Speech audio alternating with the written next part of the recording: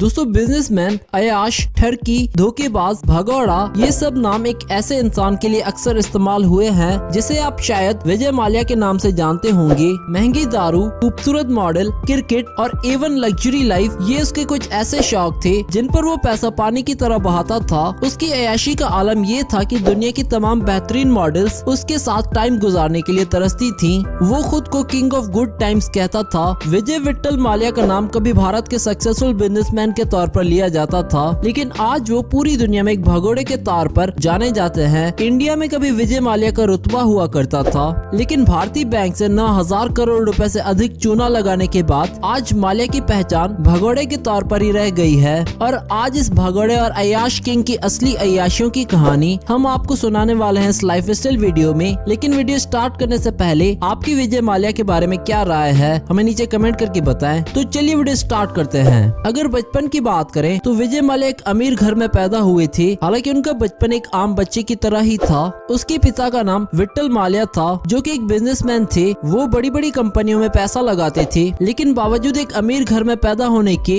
विजय एक आम जिंदगी बिताता था। वो कॉलेज भी BMW और मर्सिडीज में नहीं बल्कि साइकिल से जाता था। लेकिन वो कहते हैं ना, इंसान और मौसम कभी भी बदल सकता है। बस ऐसा ही हुआ हमारे इस अय्याश के साथ। न जाने ऐसा क्या हुआ कि एक सीधे बच्चे को अचानक से प्ले बॉय बनने की धुन सवार हो गई। बस फिर क्या, उसने वहीं से लड़कियों पर पैसे उड़ाना शुरू कर दिए। लेकिन एक दिन अचानक से हार्ट अटैक से उसके पिता विट्ठल माल्या की मौत हो गई और वो अपने पीछे अपने इकलौते बेटे के लिए बेशुमार दौलत छोड़कर गए थे। इस बेशुमार दौलत में उनकी सबसे बड़ी विरासत थी यूनाइटेड बेवरेज ग्रुप। लेकिन पिता की मौत के बाद जब विजय माल्या ने इस कंपनी को संभाला तो इस कंपनी में फिर उन्होंने न्यूज़पेपर, मैगजीन और किंगफिशर बियर का काम भी जोड़ दिया। और बस फिर क्या था, विजय माल्या पर पैसे की बरसात होने लगी। वो देखते ही देखते अमीर हो गया। लेकिन इसी के साथ साथ उनकी प्ले बॉय वाली सोच भी अब अलग लेवल पर पहुंच गई। वो जब भी किसी खूबसूरत लड़की को देखता था तो उसका मुरीद हो जाता था। एक बार साल 1986 में वो एयर इंडिया की फ्लाइट से अमेरिका जा रहा था और इस फ्लाइट की एयर होस्टेस पर उसका दिल आ गया। उस एयर होस्टेस का नाम था समीरा और उसने समीरा के साथ शादी कर ली। इन दोनों का एक बेटा भी है जिसे दुनिया सिद्धार्थ माल्या के नाम से जानती है। वो भी अपने अफेयर्स के लिए मशहूर रहे हैं। दीपिका पादुकोण से लेकर कैटरीना कैफ तक के साथ उसके अफेयर चले हैं। लेकिन उसकी बात फिर कभी आपको बताएंगे। अगर आपको उसके किस्से भी सुनने हैं तो हमें नीचे कमेंट करके बताएं। फिलहाल तो विजय माल्या पर ही वापस आते हैं। विजय माल्या को लड़कियों के अलावा अपने पैसों की नुमाइश करने का भी काफी शौक था। उसने साउथ अफ्रीका के जोहानिसबर्ग में, अमेरिका के कैलिफोर्निया और इंग्लैंड के लंदन जैसे अमीर शहरों में कई शानदार प्रॉपर्टीज खरीदी थी। लेकिन साल 1993 में उसे एक बार फिर एक लड़की से प्यार हुआ। उस लड़की का नाम होता है रेखा, जो कि एक बिजनेस वूमन और सोशल वर्कर थी। विजय और रेखा के 3 बच्चे थे जिनके नाम लियाना, लीला और तानिया थे। ये विजय माल्या का सबसे सुनहरा दौर था। इस दौर में उन्हें दुनिया के कुछ सबसे तेज बिजनेस टाइकून में गिना जाता था। इसी के साथ विजय माल्या को उसके रंगीन मिजाज के लिए भी जाना जाता था। उसकी शानदार पार्टियों के चर्चे हर तरफ थे, क्योंकि उसकी पार्टियों में महंगी शराब से लेकर विदेशी लड़कियों तक सब कुछ होता था।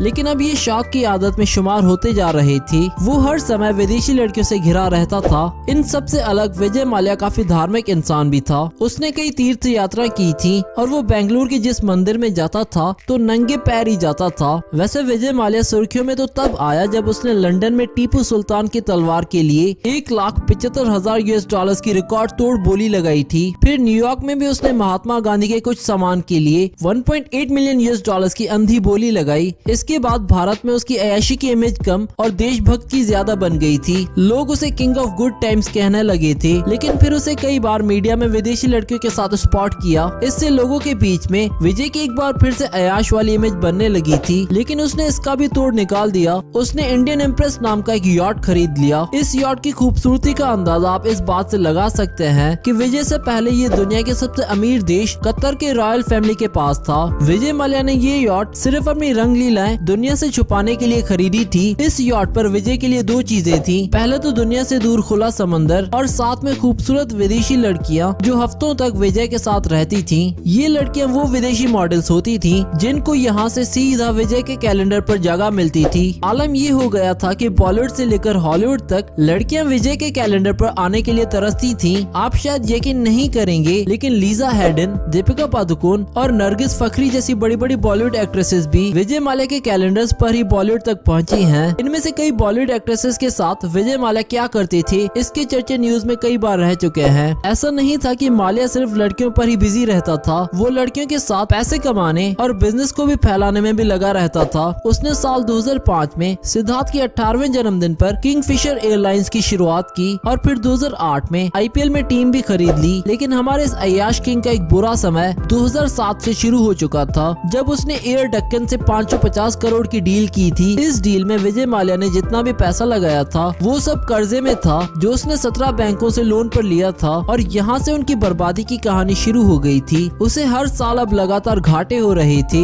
2008 और 2009 में तो हालत ये हो गई थी कि वो अपने किंगफिशर के कर्मचारियों की सैलरी भी नहीं दे पा रहे थे, जिसके बाद इसने आईडीबीआई बैंक से ये बोलकर 900 करोड़ का लोन लिया कि वो अपने वर्कर्स को सैलरी देना चाहता है और साथ ही एयर डेक्कन में भी नुकसान की भरपाई उसके काम को फिर से चालू करना चाहता है। लेकिन विजय माल्या की हालत इतनी खराब हो चुकी थी कि बैंक ने उसे लोन देने से इनकार कर दिया और फिर उसने बैंक ऑफिसर्स को 16 करोड़ की रिश्वत देकर अपना 900 करोड़ का लोन पास करा लिया। लेकिन माल्या ने 900 करोड़ से ना तो अपने वर्कर्स को सैलरी दी और ना ही इन पैसों को डेक्कन में लगाया, बल्कि उसने इस पैसों को अपने यूरोप के अलग अलग बैंक अकाउंट्स में पहुंचा दिया, जहां उसने इन पैसों को ऑर्सल रेस में लगाया। इतने कर्जे में डूबे होने और अपने वर्कर्स की सैलरी देने के बजाय माल्या एक तरफ ऑर्सल रेस में पैसा लगा रहा था और दूसरी तरफ 2010 में वो राज्यसभा का सदस्य बनकर भारत की राजनीति में पहुंच गया। फिर पीएम मनमोहन सिंह ने बैंक को ये एतबार दिया कि वो उनका पैसा नहीं डूबने देंगे और सरकार और आरबीआई के कहने पर एसबीआई के नेतृत्व में 17 सरकारी बैंकों ने माल्या के लोन में बदलाव कर दिया। इसके बाद माल्या ने अपने किंगफिशर प्लांट को 4000 करोड़ का बताकर गिरवी रख दिया और तब से लेकर आज तक बैंकों के कर्जे की वसूली चल रही है। लेकिन कहीं से भी बैंकों को उनका पैसा मिलता नजर नहीं आ रहा। सरकार बोलने को तो बोल रही है कि उनके पास माल्या के 9000 करोड़ रुपए की प्रॉपर्टी है, लेकिन उसकी इतनी प्रॉपर्टी में से अब तक सिर्फ उसका गोवा वाला किंगफिशर विला ही नीलाम हो सका है, महज 80 करोड़ रुपए में।